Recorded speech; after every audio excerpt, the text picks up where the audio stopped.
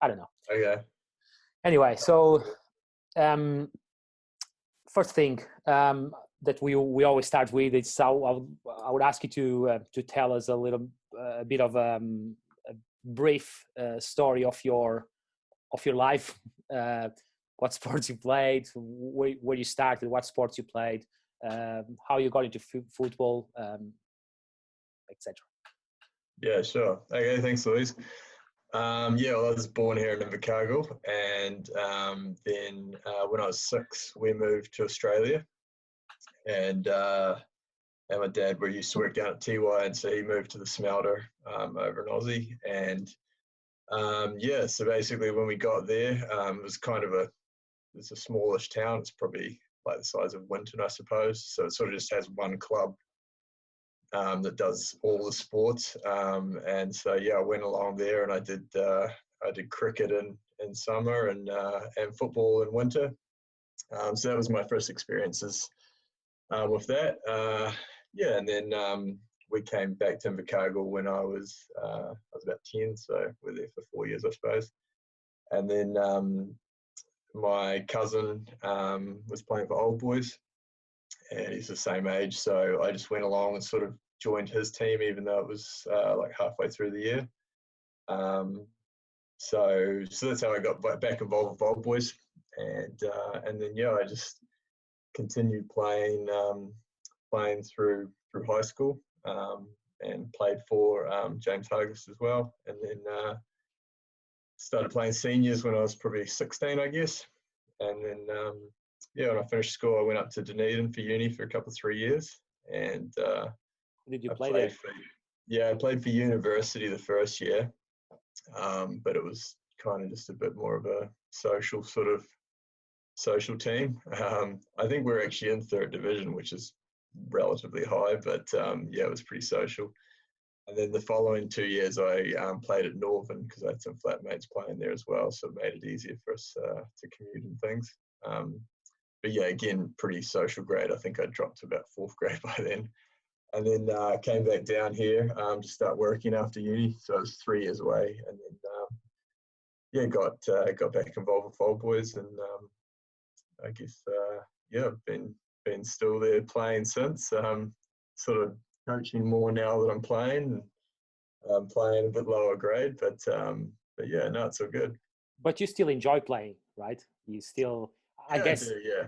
Yep. I felt like at some stage you got a bit stuck between coaching and playing, and it's probably like it's normal. It's no one stepped up to coach, and you probably felt I don't know if the obligation, yeah. but yeah. Yeah, I think that's probably how I got into coaching when I was probably 25 or something, I guess, and we were as a club, we were going through a big growth period in our junior space. I think Grant Cuff was sort of leading the charge at that point, and yeah, we were sort of growing exponentially year on year, and we just didn't have enough coaches. So I put my hand up one year for some coaching. And I think I was doing about 9th grade, so it was probably more like child minding or babysitting. And then yeah, did that for you know, sort of had, I think I did about 5 years of junior coaching. Just different teams, different grades, and then yeah, we sort of got to the point where we sort of didn't have a Donal Gray coach, and I'd just finished being president, I think, so I was probably feeling a bit guilty about the fact there was no Donal Gray coach, and I hadn't organised one from the year before. So yeah, so I like I said, I'd put my hand up, and I was lucky enough to have Grant Yorkstone come on board as an assistant coach. And so, yeah, we did that for a couple of years together. And then, yeah, last year I sort of had Stitcher helping me, and then this Jeremy doing it. So yeah, so that's probably that's sort of the timeline, Louise. Yep. Is there anything that you regret since you've made that decision? Was there any time where you said, "Oh, why did I do this?" or "Why did I do that?" I don't know. Yeah, I mean, look, I think you when you sort of get into that the coaching space, I suppose, a bit younger, you'd sort of wondering if you could still be out there playing. I think, if I'm honest, I think when Ignacio came to Invercargill, he sort of ruined my playing career, Louise. He brought this attack-minded game plan from Spain, and I was mostly played left back, and so he needed speedy wing backs and things, which wasn't me at all. So that was probably when I dropped down to Div 1, was about when Nacho arrived. So probably the writing was already on the wall. Who was that left winger? It was Scott Keady. Oh yeah, he was probably playing wing back at that stage. But we had some speedy guys over the years for sure. You touched something there just before to touch a couple of things, and I'm going to anticipate this question. You said that you coach at Junior Hargest as well. No, you played Junior Hargest. You played Junior Hargest, and then you start coaching when you were a bit older. There's a story around that the person responsible for you to become a coach was at some stage Jeff Walker, who was your coach at James Hargest. Is that true? He was my coach at James Hargest. So we were actually I played in the 6th and 7th form, which is year 12 and 13 nowadays. And Jeff was I think one of the years he was the coach, and one year we were actually quite lucky. We had there was a guy, John Herdman, came out from England, and I don't know how he ended up in Invercargill, but I guess he had a similar role to what yourself or Ignacio has. Mm-hmm. And he came along and volunteered to coach the James Hargest team that year. So I think Jeff might have been manager that year. And I guess the most remarkable thing about that year was you, with the school teams back then, you just trained for a little bit and then you went away to a tournament week later on in the year, which they still do now, but I appreciate they also have their inter-school competition, which wasn't as big back then. But John Herdman had been coaching at the Sunderland Academy in England, and when he had left, they'd given him a whole team kit worth of youth Sunderland strips. And so we went up to, and then for the tournament week, John was actually getting married, so he went back to the UK. So he didn't come to tournament with us. So that's probably when Jeff took over the coaching that year. But he sent us away with these strips, and he said you can use them once when it's not muddy. And so we went up to Dunedin, and the first two, it was supposed to be played at Sunnyvale at Green Island, but it had been just raining so much there, it was an absolute mud flooded zone. So we actually played out at Mosgiel the first 2 days of the tournament were at Mosgiel, and it was still really muddy. But by the third day, we were able to go back to Sunnyvale, and I think we might have had a sort of playoff match, and we came out of the changing rooms wearing these head-to-toe Sunderland strips with all, the Reg Vardy branding, and the socks and numbered shorts and the whole thing. And I think the opposition team just didn't know who they were coming up against, and they were just shocked. Everyone was going, who's this school that's got this fancy strip?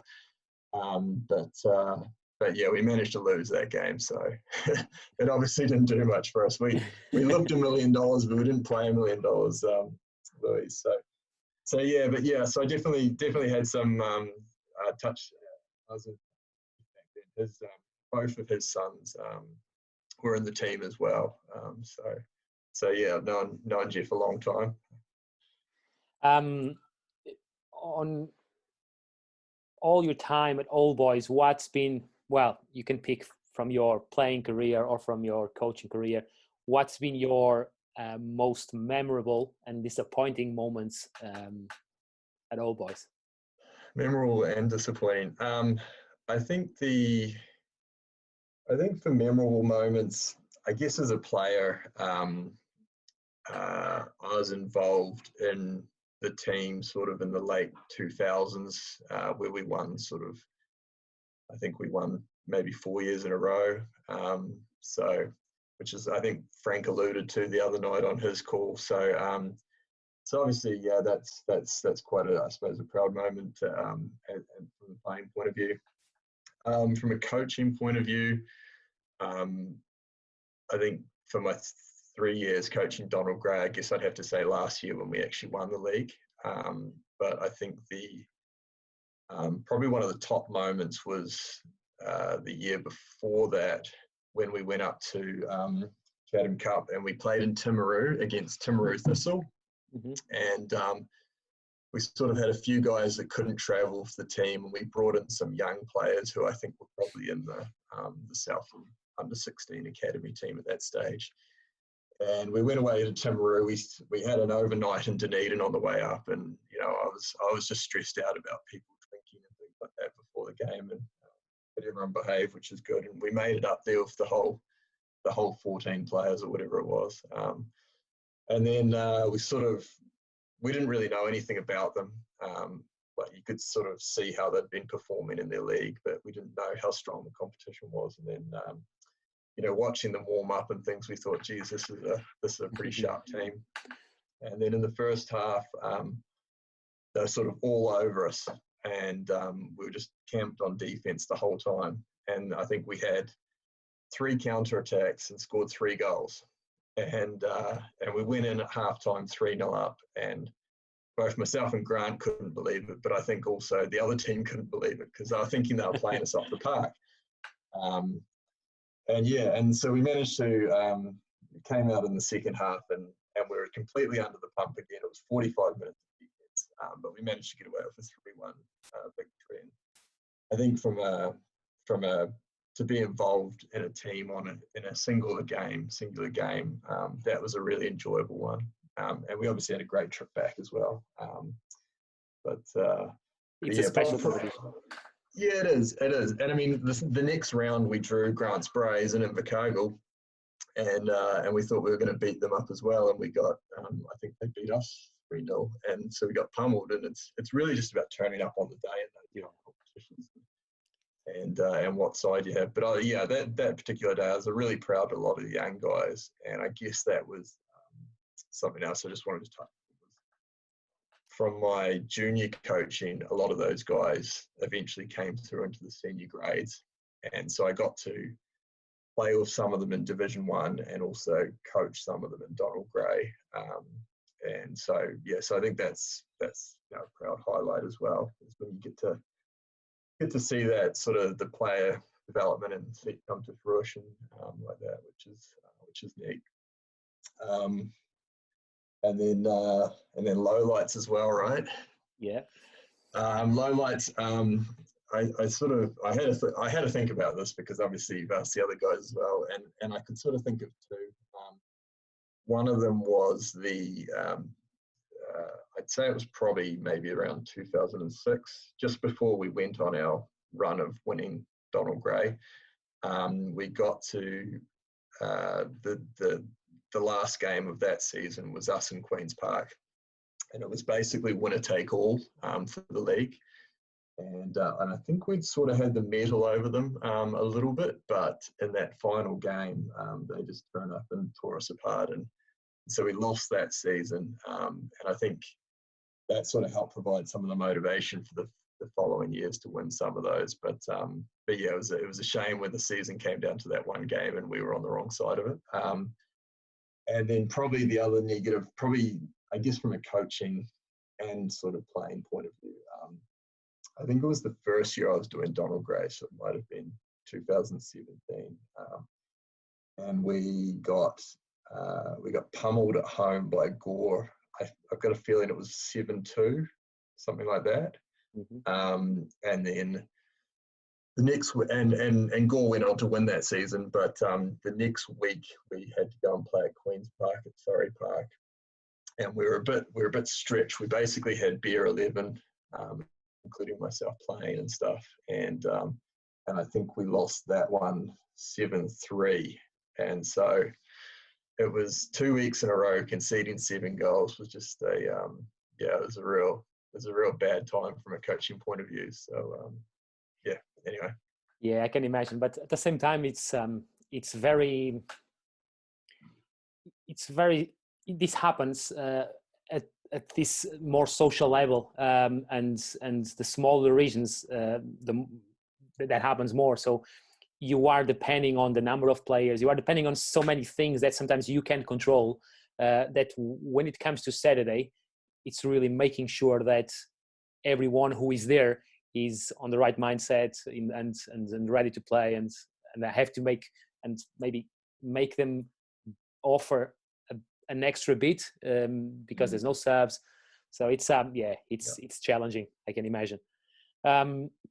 Reuben. Yeah, sometimes people dig deep, I think, when they know that's the situation, and other times you just sort of fall apart and accept the inevitable. And I think that's what sort of happened, more the latter than the, yeah. But anyway. The next question is, I would ask you to share a little bit of what's Old Boys philosophy, and how that eventually influenced your coaching, if that happened. Okay. Yeah, I think from a coaching point of view, for me personally, I probably have been more sort of defensive minded, I think, in terms of numbers behind the ball and things like that. And I think that's twofold from having been a person that's played at the back. I think it's easier to coach what you know, but I also think if I look at that period, late 2000s, where we won all those leagues, like it was really built on defense. Like I think there's one, you'd have to go back to the stats, but I think there's one year we only scored about 20 goals or something, like all the games were like 1-0, 2-1, but we only conceded like, half a dozen or something. Like it was really stingy. So a lot of that success was really built on a defense-minded strategy.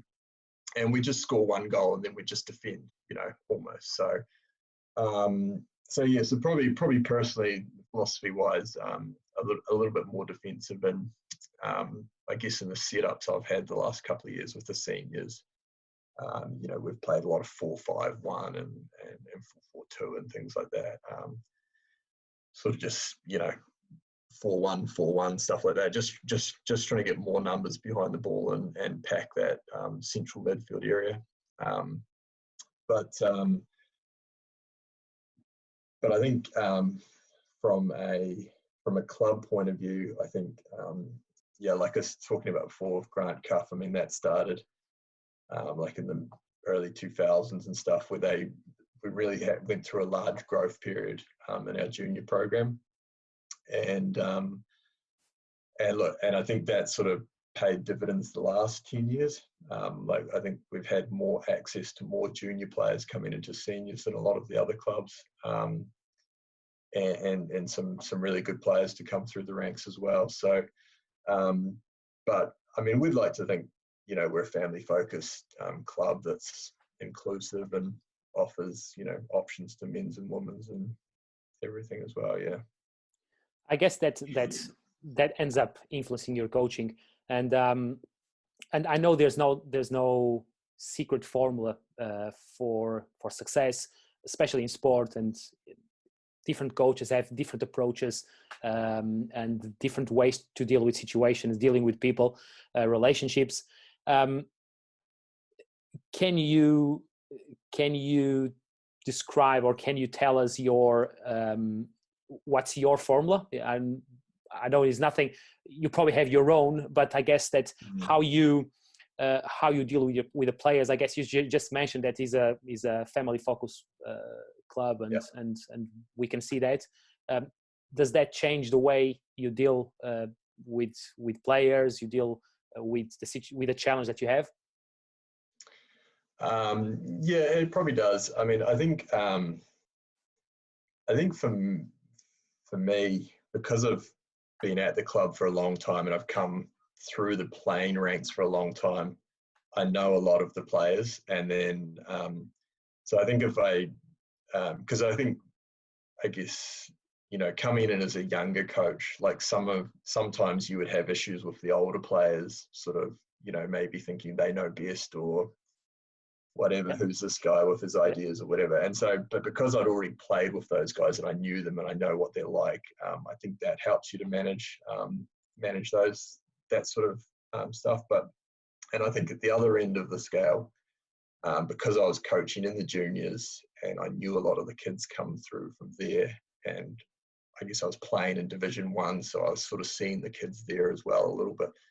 By the time they sort of get into that Donal Gray space, you already know them quite well, and you know what they're about, and you sort of know how to do the person management piece with the guys. But I think when you get into senior coaching, sometimes it's a case of you can't teach an old dog new tricks. I think sometimes you just have to accept that some people are set in their ways and you could tell them 50 times to do something one way, but in the moment, they're just going to run off and do something else. Like whether that's press or commit or whatever it is. So I think sometimes you've just got to be accepting of that and not just beat your head against a brick wall and try and change that. So I think from a coaching perspective, when you've got a wide range of guys in your team, and I mean you have everything from 16 to like 45 in a Donal Gray team these days. And I think that's across all of the clubs. You're going to have different relationships with different players. I mean, I think the young guys, you can take them under your wing a little bit. The older guys sort of know a bit more what they're doing. And I guess for me as well, I'm looking for the older players to be leaders amongst the group, because I'm not on the field, obviously, so you need on-field leaders as well. And the younger guys tend to be quiet on the field, I find. You don't get a lot of sort of calling or chatter out of the young guys. So you sort of need the older guys to sort of do that for them sometimes too. So. And I guess that's been helping you a lot, because you can actually afford, or you have been able to afford in the last few years, to maintain a certain number of players, the core, and then get some new ones, and you never lose that balance. And it was something that Paddy, when I spoke to Paddy, was one of the things that I think he wanted to say, is that year after year, you guys can always be very solid, because there's always that 3, 4, 5 players who have been there for a few years. Yeah, I think that's right. We've been very lucky with guys like Hamish and Danny and guys like Jeremy and Chrissy and stuff, and even having consistency in Div 1, I think, as well, like the Gordies and the Stitches, that are always there. You can rely on them to be doing that piece there as well. So because you train together as well. Yeah, and because we're all training together. Yeah, so we had this conversation, this short conversation, a couple of times, especially either before or after the Southland Football Senior Awards. And you always say, last year you said, I remember, when you, was last year? No, last year was Richie who won the Coach of the Year, or was you? It was me last year, yeah. Yeah, last year was you. Yeah. So you say, that's in a four-team league, that's just who wins. Yeah, you might be right on one side of the thing, but on the other side, you must be doing something well, because it's not just about the winning; it's about the consistency. And you mentioned just a few things before, so there must be something that you do well that allows you to keep the team happy, to keep the old ones happy, the young ones, you can integrate them.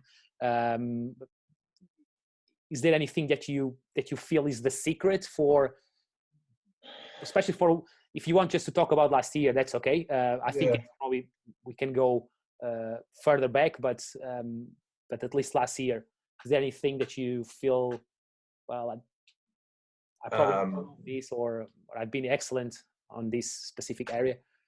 Yeah, I think I guess if you look at last year, I mean, it as a team, it really helps when you have the golden boot guy playing for you. So we're very lucky to have Kyle up front, scoring a lot of goals last year and stuff. But likewise, at the other end of the field, had a really good stopper in Terence. And I think that was was probably a big part of it as well. Having Terence there last year, the 2 years before that, I think we sort of we used Frank a little bit, we used Mitchell a little bit, and we used Scott Donaldson a little bit, and certainly Frank and Scott were sort of part-time keepers and things like that. And I think just if Terence makes a couple of extra saves per game than what they were doing, that makes all the difference, But I think in terms of a coaching, so I think the players is crucial, and I guess, we'll never know if Jack and the boy in goals and stuff didn't play for Southland last year and played the whole year at Gore. We'll never really know what the league would have looked like, sort of thing. And I guess this season with no Southland team, that's kind of what we get to see across all of the clubs. But yeah, I think from a player management coaching point of view, I think I feel like I have a good relationship with all the players. I don't yell and scream at them. I think when you're playing, you shouldn't yell and scream at kids either, but when you're playing seniors, players know when they've made mistakes and things like that. So it doesn't really serve any purpose to come in at halftime and go, "Oh, Louise, you're hopeless. Why did you do that? They scored a goal." That doesn't really get you anywhere. And it's, like I say, the players know when they've made the mistakes and things. So all you can sort of really do is work on, what they're going to do next time. And confidence is a big part of it as well. I think if you are winning games and, like you say, you're winning consistently, then it's much easier to think or to know that you're going to win maybe from a losing position in other games. And I think that was sort of something, again, that team of a few years ago, we were quite good at. We could sort of turn around a game from any position. There was always confidence or faith that you could win the game, even if it was the 88th minute and you're a goal down or you're 2 goals down or whatever, you could pull out a draw. Yeah.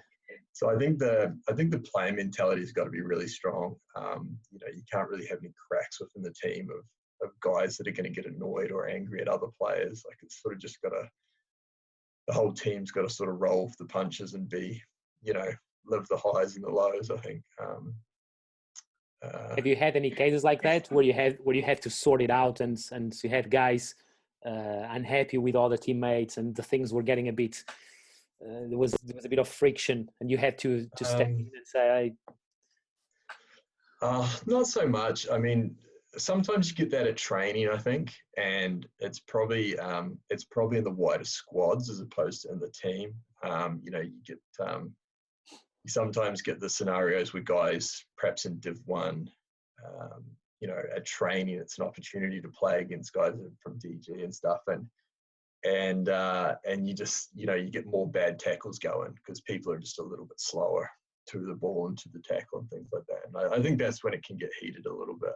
But in the game situation within the team itself, I haven't had that, but like at the same time, we've finished sort of close to the top of the league each year. I think what can be is if you sort of if you're not having a good season and you get to June, July, like maybe even now, and it's dark and it's cold, and trying to get guys to turn up regularly twice a week to training can be a real battle. And I think especially if like with the league, there's not a lot of teams, so it sort of becomes apparent who's in the running, who's not in the running, maybe even halfway through the league.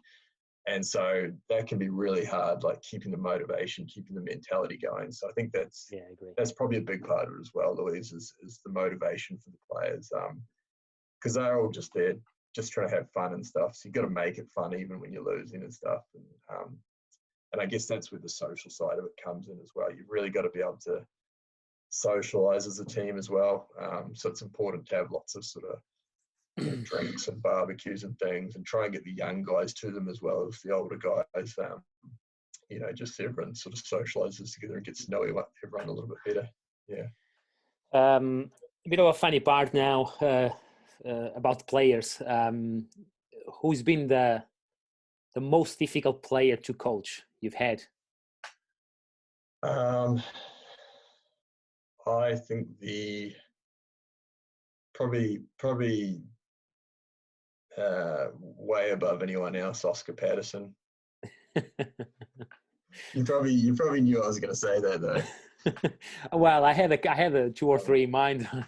Yeah. I coached Oscar for 2 or 3 years in juniors as well, and then he's obviously come up into the Division 1 team and played with him there, and then had him in the Donal Gray team for a couple of years. And anyone that knows Oscar knows that he's a loudmouth.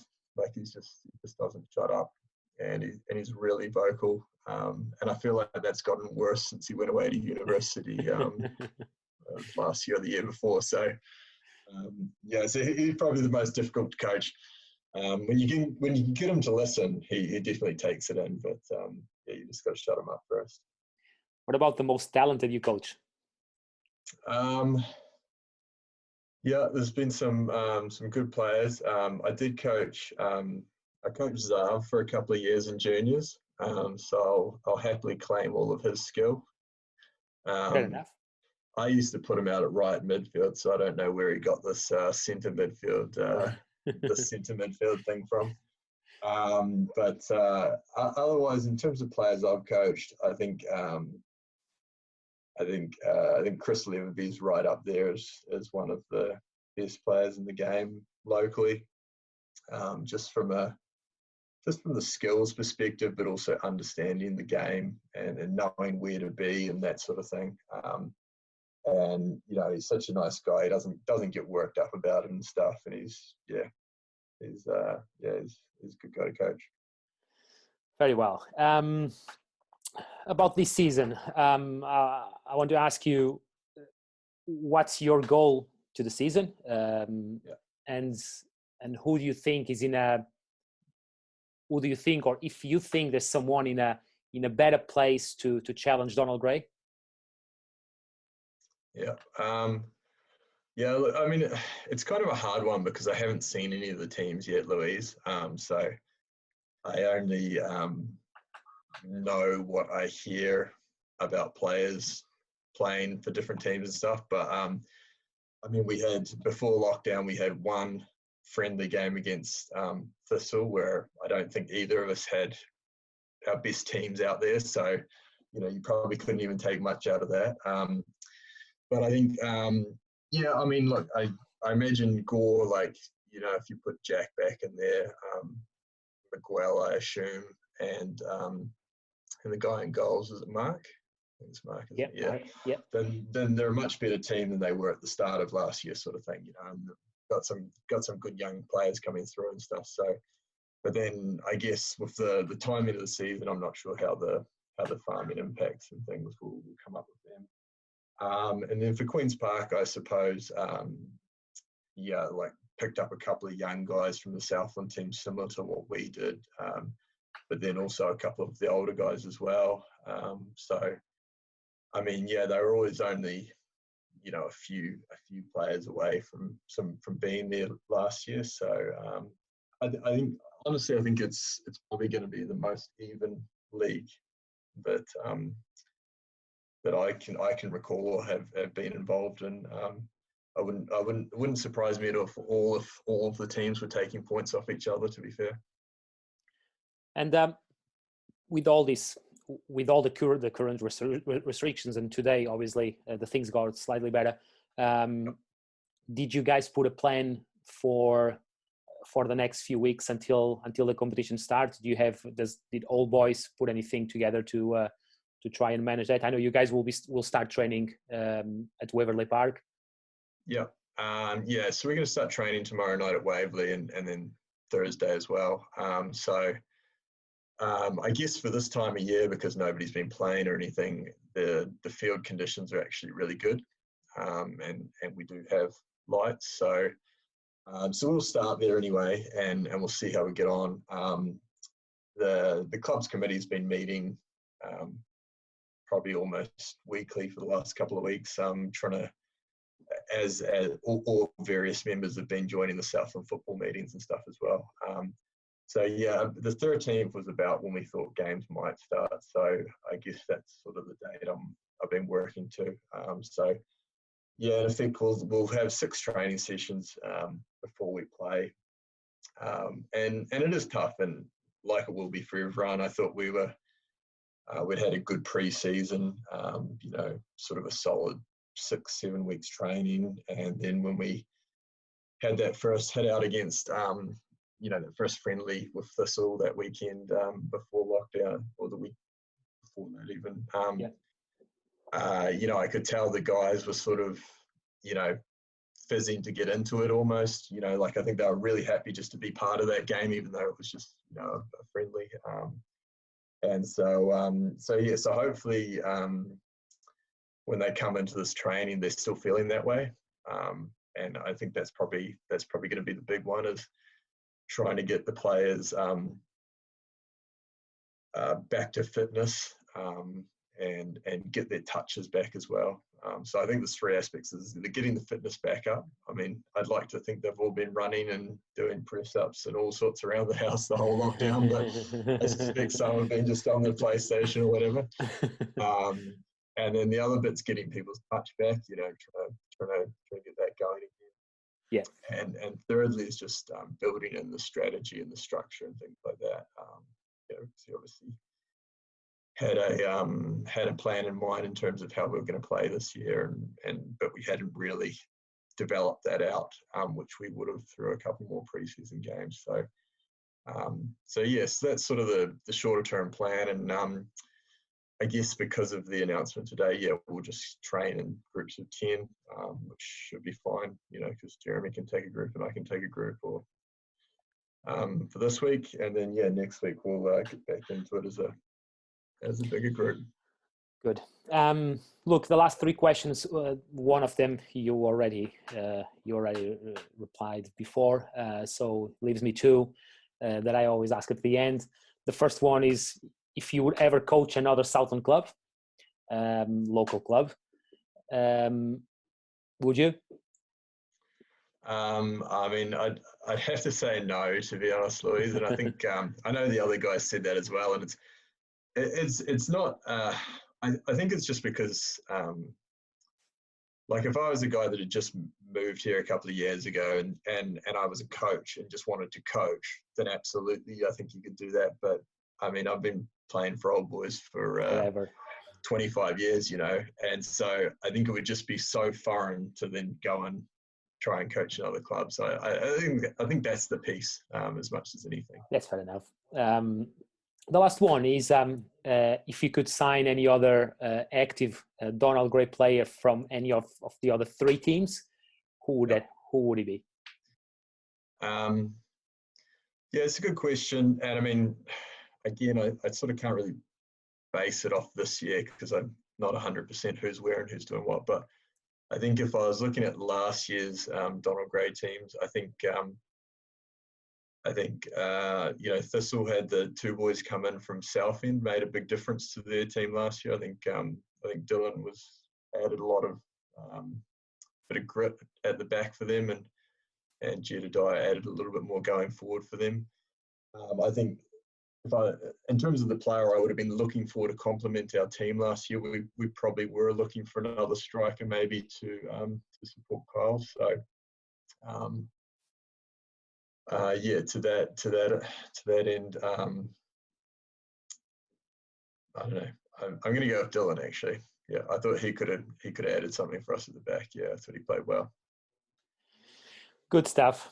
Look, Reuben, thank you very much. It's been almost 40 minutes, so we don't go off the scale. This time went much better than the other 3. I didn't have to stop and start. Yeah. Thanks for your time, and hopefully I'll see you very soon on the field. Yeah, mate, I'm looking forward to it, and it'll just be great to be back out there and seeing all the players and stuff again. Cool. Awesome. Have a good night, and we'll talk later. Thanks, mate. Cheers. Bye-bye.